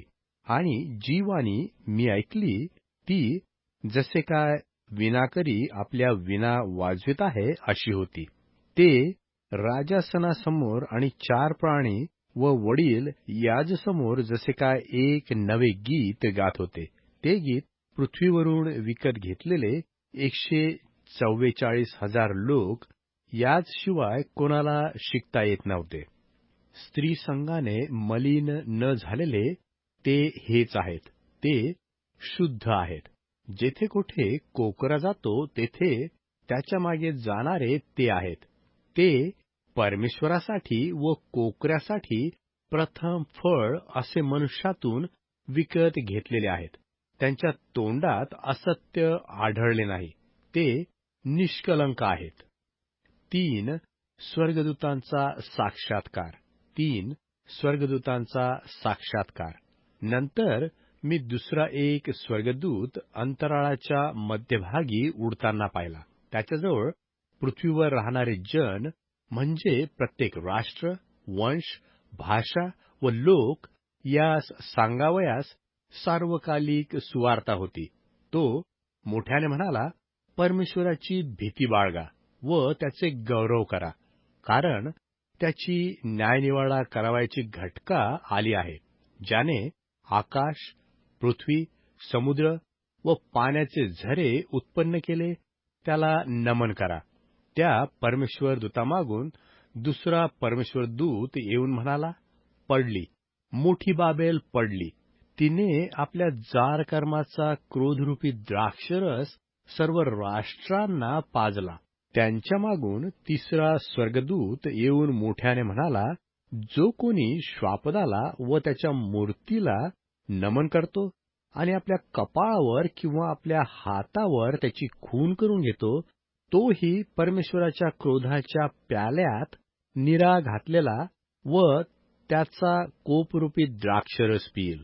आणि पवित्र स्वर्गदूतांसमक्ष व कोकऱ्यासमक्ष त्याला अग्नी व गंधक यापासून पीडा होईल. त्यांच्या पीडेचा धूर युगानयुग वर येतो. आणि जे श्वापदाला व त्याच्या मूर्तीला नमन करतात त्यास आणि जो कोणी त्याच्या नावाची खून करून घेतो त्यास रात्रंदिवस विश्राम मिळत नाही. परमेश्वराच्या आज्ञा पाळणारे व येशूवरील विश्वास धरून राहणारे पवित्रजन यांचा धीर यावरून दिसून येतो. तेव्हा स्वर्गातून झालेली वाणी मी ऐकली. ती म्हणाली, लिही, प्रभूमध्ये मरणारे आतापासून धन्य आहेत. आत्मा म्हणतो, खरेच आपल्या कष्टापासून सुटून त्यास विसावा मिळेल. त्यांची कृत्ये त्याचबरोबर जातील. हंगाम व पृथ्वीची कापणी, हंगाम व पृथ्वीची कापणी. नंतर मी पाहिले तो पांढरा मेघ व त्या मेघावर बसलेला पुरुषाच्या पुत्रासारखा एक जण दृष्टीस पडला. त्याच्या मस्तकावर सोन्याचा मुकुट व त्याच्या हाती तीक्ष्ण धारेचा विळा होता. तेव्हा दुसरा एक परमेश्वर दूत मंदिरातून निघून मेघावर बसलेल्या पुरुषास उच्चवाणीने म्हणाला, तू आपला विळा चालवून कापणी कर, कारण कापणीची वेळ आली आहे. पृथ्वीचे पीक पिकून गेले आहे. तेव्हा मेघावर बसलेल्या पुरुषाने आपला विळा पृथ्वीवर चालविला आणि पृथ्वीची कापणी झाली. मग दुसरा एक परमेश्वर दूत स्वर्गातील मंदिरातून निघाला. त्याच्याजवळही तीक्ष्ण धारेचा विळा होता. ज्याला अग्नीवर अधिकार आहे असा दुसरा एक परमेश्वर दूत वेदीजवळून बाहेर निघाला. त्याने ज्याच्याजवळ तीक्ष्ण धारेचा विळा होता त्याला उच्चवाणीने म्हटले, तू आपला तीक्ष्ण धारेचा विळा चालवून पृथ्वीच्या द्राक्षांचे घड तोडून घे. तिची द्राक्षे परिपक्व झाली आहेत. तेव्हा त्या परमेश्वर दूताने आपला विळा पृथ्वीवर चालविला आणि पृथ्वीच्या द्राक्षांचे घड तोडून परमेश्वराच्या क्रोधाच्या मोठ्या द्राक्षकुंडात टाकले. ते द्राक्षकुंड नगराबाहेर तुडवले गेले. त्यातून रक्त वाहिले. त्याचा प्रवाह घोड्यांच्या लगामास पोहोचेल इतका असून तो 100 कोसपर्यंत वाहत गेला. योहानाला झालेले प्रगटीकरणाचे पुस्तक अध्याय 15. योहानाला झालेले प्रगटीकरणाचे पुस्तक अध्याय 15. 7 वाट्या आणि पिढा यांचा साक्षात्कार. 7 वाट्या आणि पिढा यांचा साक्षात्कार. नंतर मी अत्यंत आश्चर्यकारक असे दुसरे एक चिन्ह स्वर्गात पाहिले. 7 पिढा घेतलेले 7 परमेश्वर दूत दृष्टीस पडले. या पिढा शेवटल्या होत्या, कारण त्यांच्या योगे परमेश्वराचा क्रोध पूर्ण झाला. मग जसा काय अग्निमिश्रित काचेचा समुद्र असे काही माझ्या दृष्टीस पडले. त्या काचेच्या समुद्रावर श्वापदापासून, त्याच्या मूर्तीपासून व त्याच्या नामसंख्येपासून जय मिळविणारे लोक हातात परमेश्वराच्या विणा घेऊन उभे राहिलेले दृष्टीस पडले. ते परमेश्वराचा दास मोशे याचे गीत व कोकऱ्याचे गीत गाताना म्हणतात, हे सर्व सत्ताधारी प्रभू परमेश्वरा, तुझी कृत्ये थोर व आश्चर्यकारक आहेत. हे राष्ट्राधिपती, तुझे मार्ग नीतीचे व सत्य आहेत. हे प्रभू, तुला कोण भिणार नाही? तुझ्या नामाचा महिमा कोण करणार नाही? कारण पवित्र असा काय तो तूच एक आहेस आणि तुझी न्यायकृत्ये प्रगट झाली आहेत. म्हणून सर्व राष्ट्र येऊन तुझ्या समोर नमन करतील. नंतर मी पाहिले तो साक्षीच्या मंडपाचे स्वर्गातील मंदिर उघडले आणि स्वच्छ व तेजस्वी तागाची वस्त्रे परिधान केलेले व उरावरून सोन्याचा पट्टा बांधलेले असे 7 पिढा घेतलेले ते 7 परमेश्वर दूत त्या मंदिरातून बाहेर आले. त्या 4 प्राण्यांपैकी एकाने युगानयुग जिवंत असणाऱ्या परमेश्वराच्या क्रोधाने भरलेल्या सोन्याच्या 7 वाट्या त्या 7 परमेश्वरदूतास दिल्या. तेव्हा परमेश्वराचे तेज व पराक्रम यापासून निघालेल्या धुराने मंदिर भरून गेले आणि त्या 7 परमेश्वरदूतांच्या 7 पिढा संपेपर्यंत कोणाच्यानेही मंदिरात जाववले नाही. योहानाला झालेले प्रकटीकरण अध्याय 16. योहानाला झालेले प्रकटीकरण अध्याय 16. नंतर मी मंदिरातून निघालेली एक मोठी वाणी ऐकली. ती त्या 7 परमेश्वर दूतास म्हणाली, जा, परमेश्वराच्या क्रोधाच्या 7 वाट्या पृथ्वीवर ओता. तेव्हा पहिल्याने जाऊन आपली वाटी पृथ्वीवर ओतली. तो त्या श्वापदाची खून धारण केलेले आणि त्याच्या मूर्तीला नमन करणारे लोक यावर वाईट व दुष्ट रोगांची धाड पडली. दुसऱ्याने आपली वाटी समुद्रात ओतली. तेव्हा तो मृताच्या रक्तासारखा रक्तमय झाला आणि समुद्रातील सर्व जीवसृष्टी नष्ट झाली. तिसऱ्याने आपली वाटी नद्या व पाण्याचे झरे यात ओतली. तो ती रक्तमय झाली. तेव्हा मी जलाच्या परमेश्वरदूताला असे बोलताना ऐकले, जो तू आहेस व होतास, जो तू पवित्र, त्या तू असा न्यायनिवाडा केला, म्हणून तू धन्यवान आहेस. यांनी पवित्र जनांचे व संदेष्ट्यांचे रक्त पाडले आणि तू त्यास रक्त प्यावयास लावले आहे. ह्यास ते पात्र आहेत.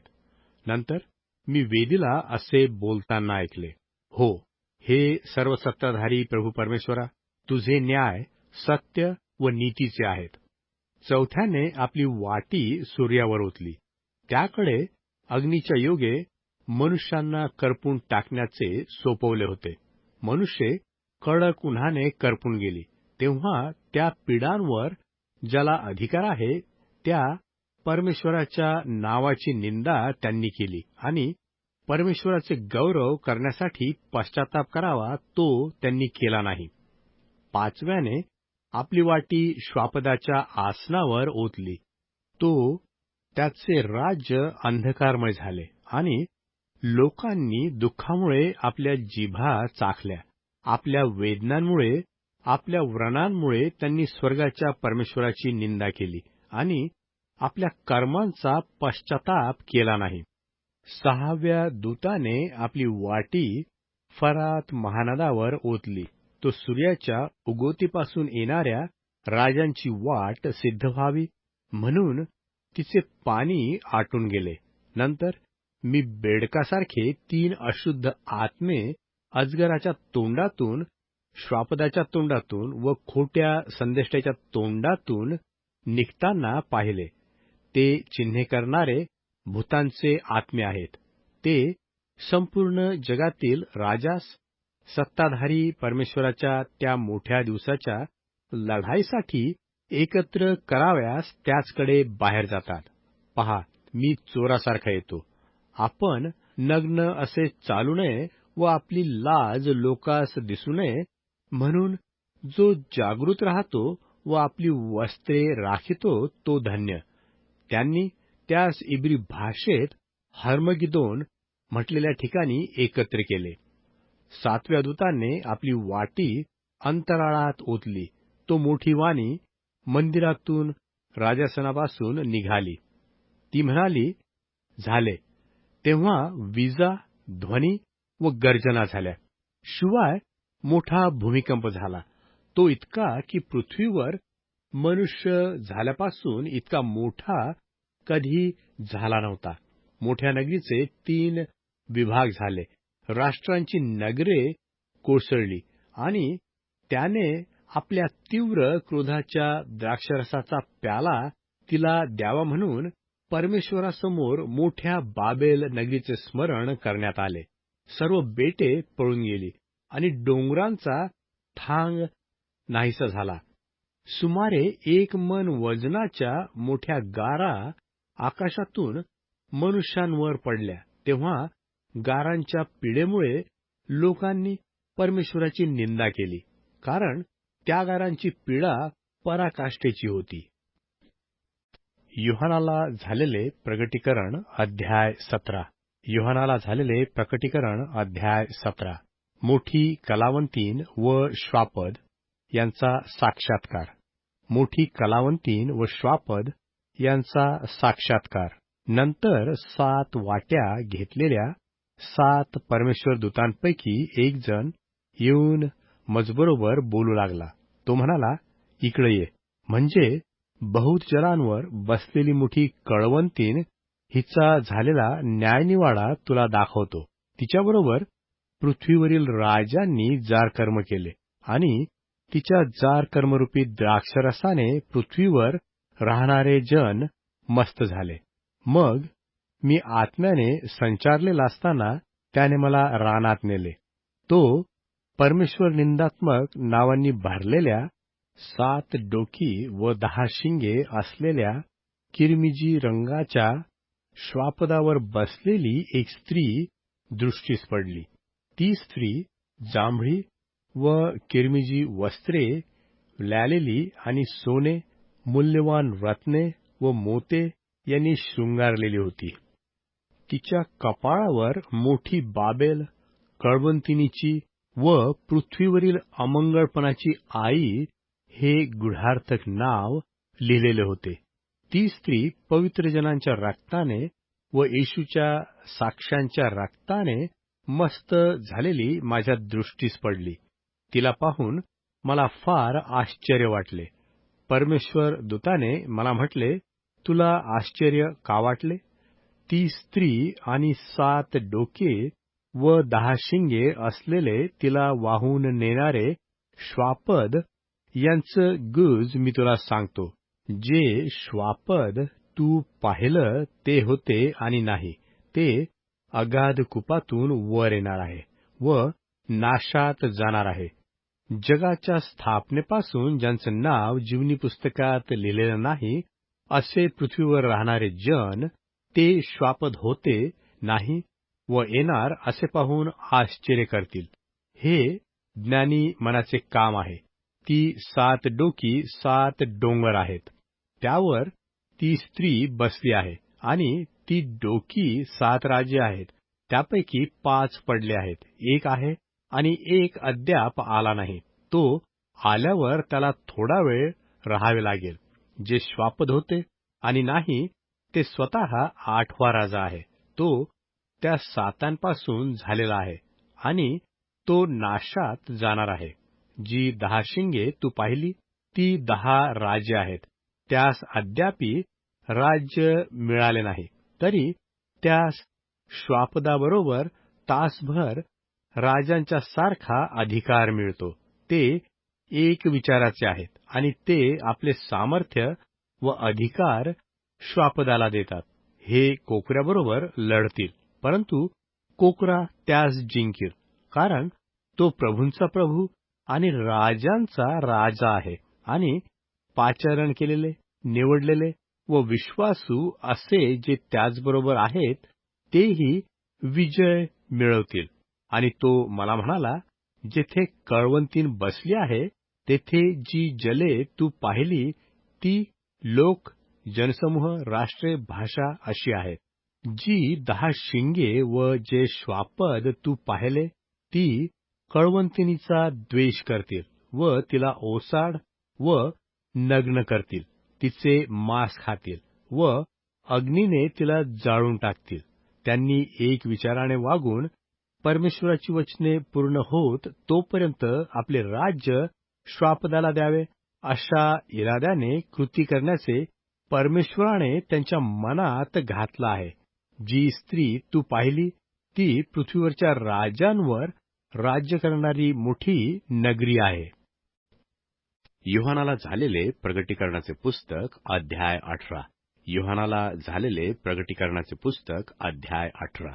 मोठ्या नगरीचा अधःपात. मोठ्या नगरीचा अधःपात. त्यानंतर मी दुसऱ्या एका परमेश्वर दूताला स्वर्गातून उतरताना पाहिले. त्याला मोठा अधिकार होता आणि त्याच्या तेजाने पृथ्वी प्रकाशित झाली. तो मोठ्या उच्च वाणीने म्हणाला, पडली, मोठी बाबेल पडली, ती भूतांची वस्ती व सर्व प्रकारच्या अशुद्ध आत्म्यांचा आश्रय व सर्व प्रकारच्या अशुद्ध व ओंगळ पाखरांचा आश्रय अशी झाली आहे. कारण तिच्या जारकर्माचा क्रोधरूपी द्राक्षरस सर्व राष्ट्रे प्याली आहेत. पृथ्वीवरील राजांनी तिच्याबरोबर जारकर्म केले व पृथ्वीवरील व्यापारी तिच्या विषयभोगास लागलेल्या द्रव्यबळाने धनवान झाले. मग स्वर्गातून निघालेली दुसरी एक वाणी मी ऐकली. ती म्हणाली, माझ्या लोकांनो, तुम्ही तिच्या पापांचे वाटेकरी होऊ नये आणि तुम्हाला तिच्या पीडांतील कोणतीही पीडा होऊ नये म्हणून तिच्यातून निघा. कारण तिच्या पापांचा ढीग स्वर्गापर्यंत पोहोचला आहे आणि तिच्या अधर्माची आठवण परमेश्वराने केली आहे. जसे तिने दिले तसे तिला द्या, तिच्या कर्माप्रमाणे तिला दुप्पट द्या. तिने प्यालात जितके ओतले त्याच्या दुप्पट तुम्ही त्यात ओता. ज्या मानाने तिने आपले गौरव केले व विषयभोग घेतला त्या मानाने तिला पीडा व दुःख द्या. कारण ती आपल्या मनात म्हणते, मी राणी होऊन बसले आहे, मी काही विधवा नाही, मी दुःख पाहणार देखील नाही. यामुळे तिच्या पीडा म्हणजे मरण, दुःख व दुष्काळ एकाच दिवशीच येतील आणि ती अग्नीने जाळून टाकली जाईल. कारण ज्याने तिचा न्यायनिवाडा केला तो प्रभू परमेश्वर सामर्थ्यवान आहे. पृथ्वीवरील ज्या राजांनी तिच्याबरोबर जारकर्म व विलास केला ते तिच्या पीडेच्या भयामुळे दूर उभे राहून तिच्या जळण्याचा धूर पाहतील. तेव्हा तिचकरता रडतील व ऊर बडवून घेतील. ते म्हणतील, अनर्थ, अनर्थ. बाबेल ही मोठी नगरी होती, ती बळकट नगरी होती. एका क्षणात तुला न्यायदंड प्राप्त झाला आहे. पृथ्वीवरील व्यापारी तिच्यासाठी रडतात व शोक करतात, कारण त्यांचा माल आता कोणी विकत घेत नाही. सोने, रुपे, मौल्यवान रत्ने, मोते, तागांचे तलम कापड, जांभळ्या रंगाचे कापड, रेशमी कापड, किरमिजी रंगाचे कापड, सर्व प्रकारचे सुगंधी काष्ठ, सर्व प्रकारची हस्तिदंती पात्रे, सर्व प्रकारची अतिमौल्यवान काष्टांची, पितळेची, लोखंडाची व संगमरवरी पाषाणाची पात्रे, दालचिनी, सुगंधी उटणी, धूपद्रव्ये, सुगंधी तेल, ऊद, द्राक्षरस, जैतुनाचे तेल, सापीठ, गहू, गुरे, मेंढरे, घोडे, रथ, दास व मनुष्यांचे जीव हा त्यांचा माल कोणी घेत नाही. ज्या फळफळावळीची तुझ्या जीवाला चटक लागली आहे ती तुझपासून गेली आहे आणि मिष्टान्ने व विलासाचे पदार्थ हे सर्व तुझपासून नाहीतसे झाले आहेत. ते पुढे कोणाला मिळणारच नाहीत. तिच्या योगाने धनवान झालेले त्या पदार्थांचे व्यापारी रडत व शोक करीत तिच्या पीडेच्या भयामुळे दूर उभे राहतील आणि म्हणतील, अनर्थ, अनर्थ. पहा, ही मोठी नगरी. तागाची बारीक वस्त्रे, जांभळी व किरमिजी वस्त्रे पांघरलेली, सोने, मौल्यवान रत्ने व मोते यांनी शृंगारलेली नगरी. एका क्षणात ही इतकी संपत्ती ओसाड झाली. सर्व गलबतांचे मालक, गलबतावरून बंदरोबंदरी जाणारे सर्व प्रवासी आणि खलाशी व समुद्रावर निर्वाह करणारे सर्व दूर उभे राहिले आणि तिच्या जळण्याचा धूर पाहून आक्रोश करीत म्हणाले, या मोठ्या नगरीसारखी कोणती नगरी आहे? त्यांनी आपल्या डोक्यात धूळ घातली आणि रडत, शोक करीत व आक्रोश करीत म्हटले, अनर्थ, अनर्थ. जिच्या संपत्तीने समुद्रात गलबते बाळगणारे सर्व श्रीमंत झाले, ती मोठी नगरी गेली, गेली. ती एका क्षणात ओसाड झाली. हे स्वर्गा, अहो पवित्र जनांनो, प्रेषितांनो व संदेष्ट्यांनो, तिचविषयी आनंद करा, कारण परमेश्वराने तिला दंड करून तुमचा न्यायनिवाडा केला आहे. नंतर एका बलवान परमेश्वरदूताने जात्याच्या मोठ्या तळीसारखा धोंडा उचलला आणि तो समुद्रात टाकताना म्हटले, अशीच ती मोठी नगरी बाबेल झपाट्याने टाकली जाईल व फिरून सापडणारच नाही. विनाकरी, गवई, पावा वाजविणारे व कर्णेकरी यांचा शब्द तुझ्यात यापुढे ऐकून येणारच नाही. कोणत्याही कारागिरीचा कोणताही कारागीर तुझ्यात सापडणार नाही आणि जात्याचा शब्द तुझ्यात यापुढे ऐकू येणारच नाही. दिव्याचा उजेड तुझ्यात यापुढे दिसणारच नाही आणि नवऱ्याचा व नवरीचा शब्द तुझ्यात यापुढे ऐकू येणारच नाही. तुझे व्यापारी पृथ्वीवरील थोर थोर होते आणि सर्व राष्ट्रे तुझ्या चेटकाने ठकविली गेली. तिच्यामध्ये संदेष्ट्यांचे, पवित्रजनांचे व पृथ्वीवर वधलेल्या सर्वांचे रक्त सापडले. योहानाला झालेले प्रगटीकरण अध्याय 19. योहानाला झालेले प्रगटीकरण अध्याय 19. स्वर्गात जयोत्सव व कोकऱ्याचे लग्न. स्वर्गात जयोत्सव व कोकऱ्याचे लग्न. ह्यानंतर स्वर्गातील मोठ्या समुदायाची जशी काय एक मोठी वाणी मी ऐकली. ती म्हणाली, हालेलुया, तारण, गौरव व सामर्थ्य ही आमच्या परमेश्वराची आहे, कारण त्याचे न्यायनिर्बंध सत्य व नीतीचे आहेत. ज्या मोठ्या कळवंतनीने आपल्या जारकर्माने पृथ्वी भ्रष्ट केली, तिचा न्यायनिवाडा त्याने केला आहे. आपल्या दासाच्या रक्ताबद्दल तिचा सूड घेतला आहे. ते पुन्हा म्हणाले, हालेलुया, तिचा धूर युगानयुग वर चढत आहे. तेव्हा ते 24 वडील व ते 4 प्राणी उपडे पडून राजासनावर बसलेल्या परमेश्वराला दंडवत घालताना म्हणाले, आमेन, हालेलुया. इतक्यात राजासनापासून वाणी झाली. ती म्हणाली, अहो त्याची भीती बाळगणाऱ्या सर्व लहान थोर जनांनो, अहो त्याच्या दासांनो, आमच्या परमेश्वराचे स्तवन करा.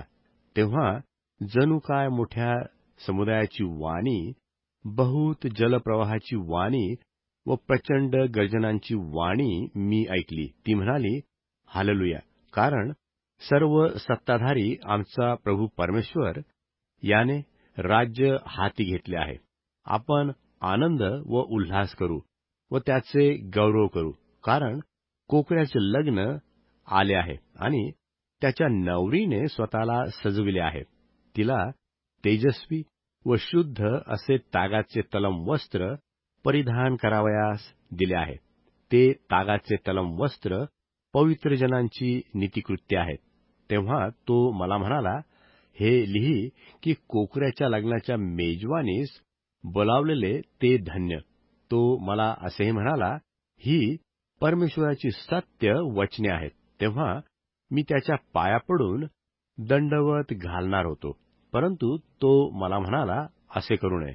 मी तुझा आणि जे येशू विषयीची साक्ष पटवितात त्या तुझ्या बंधूंचा सोबतीचा दास आहे. दंडवत परमेश्वराला घाल. येशूविषयीची साक्ष संदेशाचे मर्म आहे. विजयशाली ख्रिस्त, विजयशाली ख्रिस्त. नंतर मी स्वर्ग उघडलेला पाहिला. तो पहा, एक पांढरा घोडा आणि विश्वासू व सत्य असा म्हटलेला त्याचवर बसलेला एक स्वार माझ्या दृष्टीस पडला. तो नीतीने न्यायनिवाडा करतो व लढाई चालवितो. त्याचे डोळे अग्नीच्या ज्वालेसारखे व त्याच्या डोक्यावर पुष्कळ मुकुट होते. त्यावर एक नाव लिहिलेले होते. ते त्याज वाचून कोणाला कळत नाही. रक्तात बुचकळलेले वस्त्र त्याने अंगावर घेतले होते आणि परमेश्वराचा शब्द हे नाव त्याला देण्यात आले होते. स्वर्गातील सैन्ये पांढऱ्या घोड्यावर बसून पांढरी व शुद्ध अशी तागाची तलम वस्त्रे अंगावर घालून त्याच्या मागे चालत होती. त्याने राष्ट्रास मारावे म्हणून त्याच्या तोंडातून तीक्ष्ण धारेची तरवार निघते. तो त्यावर लोखंडी दंडाने राज्य करील आणि सर्व सत्ताधारी परमेश्वर त्याच्या तीव्र क्रोधाच्या द्राक्षरसाचे कुंड तो तुडविल. त्याच्या वस्त्रावर व त्याच्या मांडीवर हे नाव लिहिलेले आहे, राजांचा राजा आणि प्रभूंचा प्रभू. त्याच्या शत्रूंचा नाश, त्याच्या शत्रूंचा नाश. नंतर मी एका परमेश्वर दूतास सूर्यात उभे राहिलेले पाहिले. तो अंतराळातील मध्यभागी उडणाऱ्या सर्व पाखरास उच्च वाणीने म्हणाला, या परमेश्वराच्या मोठ्या जेवणावळीस एकत्र व्हा. राजांचे मांस, सरदारांचे मांस, बळवानांचे मांस, घोड्यांचे व त्यावरील स्वारांचे मांस आणि स्वतंत्र दास, लहान मोठे अशा सर्वांचे मांस खावयास या.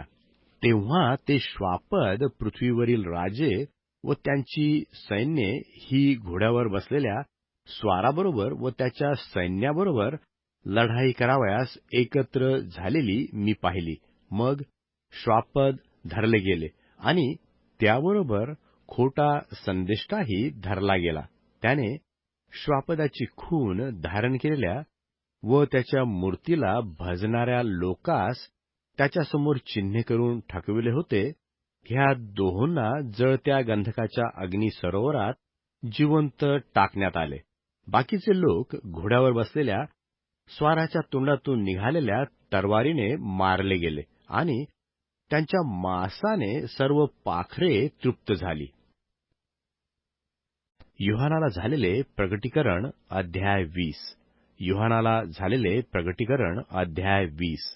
1000 वर्षे सैतानाला बांधून ठेवणे. 1000 वर्षे सैतानाला बांधून ठेवणे. नंतर मी एका परमेश्वर दूताला स्वर्गातून उतरताना पाहिले. त्याच्याजवळ अगाध कुपाची किल्ली होती व त्याच्या हाती एक मोठा साखळ दंड होता. त्याने दियाबल, जो सैतान म्हटलेला जुनाट साप म्हणजे अजगर, त्यास धरले. 1000 वर्षे बांधलेले राहण्यासाठी त्याला बांधून अगाध कुपात टाकले आणि 1000 वर्षे पूर्ण होत तोपर्यंत त्याने राष्ट्रास आणखी ठकवू नये म्हणून वरून बंद करून त्यावर शिक्का मारला. त्यानंतर त्याला थोडा वेळ सोडले पाहिजे. नंतर मी आसने पाहिली. त्यावर कोणी बसले होते. त्यास न्यायनिवाडा करण्याचा अधिकार दिला होता आणि येशू विषयीच्या साक्षीमुळे व परमेश्वराच्या वचनामुळे ज्यांचा शिरच्छेद झाला होता त्यांनी श्वापदाला व त्याच्या मूर्तीला दंडवत घातला नव्हता आणि त्यांच्या कपाळावर व त्यांच्या हातावर त्याची खून नव्हती. त्यांचे जीवात्मे पाहिले. ते जिवंत झाले आणि त्यांनी ख्रिस्ताबरोबर 1000 वर्षे राज्य केले. मृतांपैकी बाकीचे लोक ती 1000 वर्ष पूर्ण होत तोपर्यंत जिवंत झाले नाहीत. हेच पहिले पुनरुत्थान. पहिल्या पुनरुत्थानात ज्याला भाग आहे तो धन्य व पवित्र आहे. अशा लोकांवर दुसऱ्या मरणाची सत्ता नाही, तर ते परमेश्वराचे व ख्रिस्ताचे याजक होतील आणि त्याचबरोबर 1000 वर्षे राज्य करतील. सैतानाची मुक्तता व शेवटची झटापट.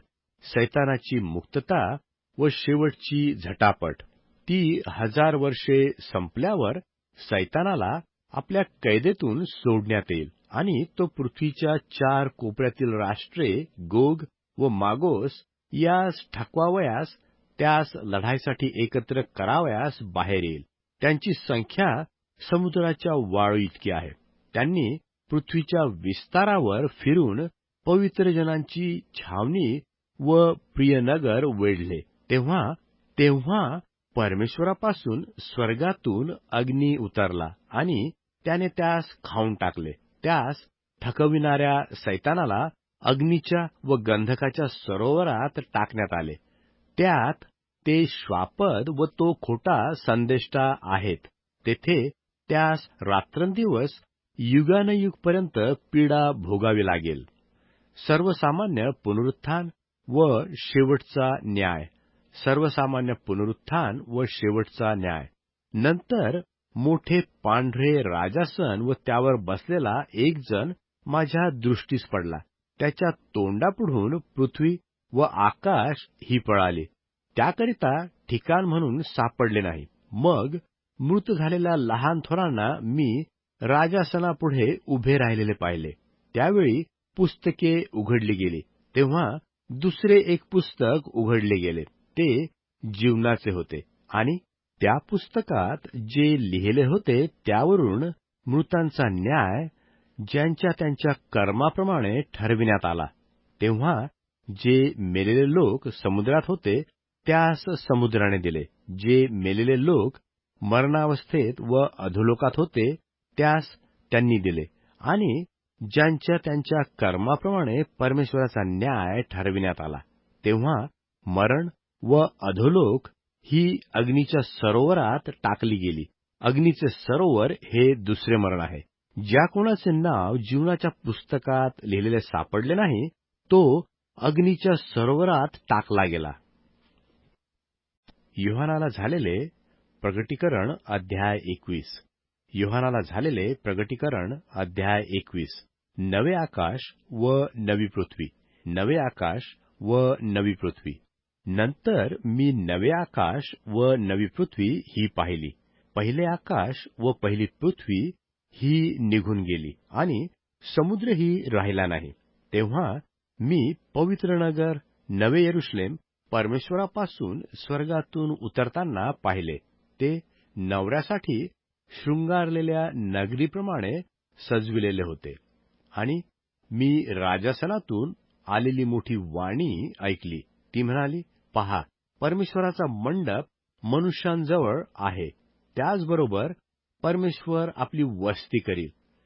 ते त्याचे लोक होतील आणि परमेश्वर स्वतः त्याचबरोबर राहील. तो त्यांच्या डोळ्याचे सर्व अश्रू पुसून टाकील.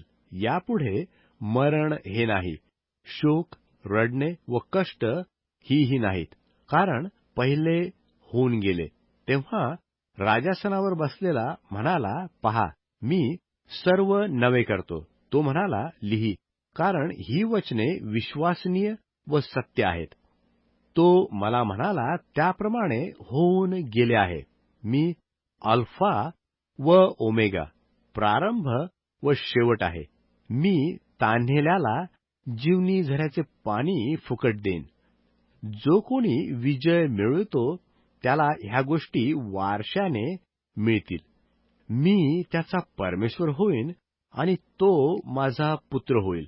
परंतु भेकड, विश्वास न ठेवणारे, अमंगळ, खून करणारे, जारकर्मी, चेटकी, मूर्तीपूजक व सर्व लबाड यास अग्नीच्या व गंधकाच्या जळत्या सरोवरात वाटा मिळेल. हे दुसरे मरण आहे. स्वर्गीय यरूशलेम, स्वर्गीय यरूशलेम. नंतर शेवटल्या 7 पिढांनी भरलेल्या 7 वाट्या ज्यांनी हाती घेतल्या होत्या अशा 7 परमेश्वर दूतापैकी एक परमेश्वर दूत येऊन मजबरोबर बोलला. तो म्हणाला, ये, नवरी म्हणजे कोकऱ्याची स्त्री ती मी तुला दाखवितो. तेव्हा मी आत्म्याने संचरित झालो असता त्याने मला मोठ्या उंच डोंगरावर नेले आणि पवित्र नगर यरूशलेम परमेश्वरापासून स्वर्गातून उतरताना दिसले. त्याच्या ठाई परमेश्वराचे तेज होते. त्याची कांती अतिशय मौल्यवान रत्नासारखी होती. ती स्फटिकासारखे लखलखणाऱ्या यास्फे खड्यासारखी होती. त्याला मोठा उंच तट होता. त्याला 12 वेशी होत्या आणि वेशींजवळ 12 परमेश्वर दूत होते. त्या वेशींवर नावे लिहिलेली होती. ती इस्रायलाच्या संतानाच्या 12 वंशांची होती. पूर्वेकडे 3 वेशी, उत्तरेकडे 3 वेशी, दक्षिणेकडे 3 वेशी व पश्चिमेकडे 3 वेशी होत्या. नगराच्या तटाला 12 पायांचे धोंडे होते. त्यावर कोकऱ्याच्या 12 प्रेषितांची नावे लिहिली होती. जो मजबरोबर बोलत होता त्याजवळ नगरांचे, त्याच्या वेशींचे व त्याच्या तटांचे मोजमाप घेण्यासाठी सोन्याच्या बोरूचे माप होते, नंतर चौरस होते, आणि जितकी रुंदी होती तितकीच त्याची लांबी होती. त्याने नगराचे माप बोरूने घेतले. ते 600 कोस भरले. त्याची लांबी व रुंदी व उंची समान होती. मग त्याने त्याच्या तटाचे माप घेतले. ते मनुष्याच्या हाताने 144 हात भरले. मनुष्याचा हात म्हणजे परमेश्वर दूताचा हात. त्याचा तट यास्पे रत्नाचा होता, आणि नगर शुद्ध काचेसारखे शुद्ध सोनेच होते. नगराच्या तटाचे पाये वेगवेगळ्या मूल्यवान रत्नांनी शृंगारले होते. पहिला पाया यास्पे, दुसरा नीळ, तिसरा स्फटिक, चौथा पाचू, पाचवा गोमेद, सहावा सार्दी, सातवा लासना, आठवा वैडूर्य, नववा पुष्कराज, 10वा सोनलसनी, 11वा याकीत, 12वा पद्मराग असे ते होते. 12वीशी 12 मोत्यांच्या होत्या. एक एक वेस एकेका मोत्याची होती. नगरातील मार्ग पारदर्शक काचेसारखा शुद्ध सोनेच होता. त्यात मंदिर माझ्या पाहण्यात आले नाही, कारण सर्व सत्ताधारी प्रभू परमेश्वर व कोकरा हेच त्याचे मंदिर होत. नगरावर सूर्याचा किंवा चंद्राचा प्रकाश पडण्याची गरज नाही, कारण परमेश्वराच्या तेजाने ते प्रकाशित केले आहे. कोकरा त्याचा दीप आहे. राष्ट्रे त्याच्या प्रकाशाने चालतील, आणि पृथ्वीवरील राजे आपले वैभव त्यात आणतात. त्याच्या वेशी दिवसा बंद होणारच नाहीत, रात्र तर तेथे नाहीच. राष्ट्रांचे वैभव व प्रतिष्ठा त्यामध्ये आणतील. त्याच्यात काही निषिद्ध आणि अमंगळपणा व असत्य आचरणारा इसम याचा प्रवेश होणारच नाही, तर कोकऱ्याच्या जीवनी पुस्तकात लिहिलेल्या लोकांचा मात्र होईल. योहानाला झालेले प्रगटीकरणाचे पुस्तक अध्याय 22. योहानाला झालेले प्रगटीकरणाचे पुस्तक अध्याय 22. नंतर त्याने परमेश्वराच्या व कोकऱ्याच्या राजासनातून निघालेली नगरीच्या मार्गावरून वाहणारी जीवनाच्या पाण्याची स्फटिकासारखी नितळ नदी मला दाखवली. नदीच्या दोन्ही बाजूस 12 जातींची फळे देणारे जीवनाचे झाड होते. ते दर महिन्यास आपली फळे देते, आणि त्या झाडाची पाने राष्ट्राच्या आरोग्यासाठी उपयोगी आहेत. पुढे काहीही शापित असणार नाही, तर त्यामध्ये परमेश्वराचे व कोकऱ्याचे राजासन असेल, आणि त्याचे दास त्याची सेवा करतील. ते त्याचे मुख पाहतील, व त्याचे नाम त्याच्या कपाळावर असेल. यापुढे रात्र असणार नाही, आणि त्यास दिव्याच्या अथवा सूर्याच्या प्रकाशाची गरज नाही, कारण प्रभू परमेश्वर त्याजवर प्रकाश पाडतो, आणि ते युगानयुग राज्य करतील. समाप्ती. समाप्ती.